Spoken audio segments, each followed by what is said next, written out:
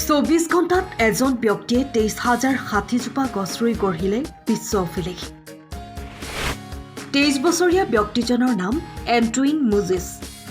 কানাডাৰ এই ব্যক্তিজনে কানাডাৰ আলবাৰ্টাৰ উচ্চ স্তৰৰ পৰা প্ৰায় 100 কিলোমিটাৰ দক্ষিণে গছ-গছনিবিহীন এটা এলেকাত গছ ৰোপণ কৰি গঢ়িলে এই বিশ্ব অভিলেখ।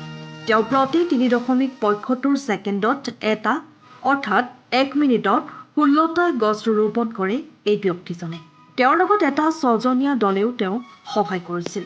এণ্টুইনৰ মতে গছ ৰোপণ কৰাটো তেওঁৰ বাবে এটা কাম নহয়, তেওঁৰ বাবে ই এটা খেল বুলি মন্তব্য প্ৰকাশ কৰে। 2021 চনৰ 16 জুলাইত তেওঁ 23,060 জোপা গছ ৰুই গ্ৰীনিছ বুক অৱ ৱৰ্ল্ড ৰেকৰ্ডত নিজৰ নাম খোদিত কৰিবলৈ সক্ষম হয়।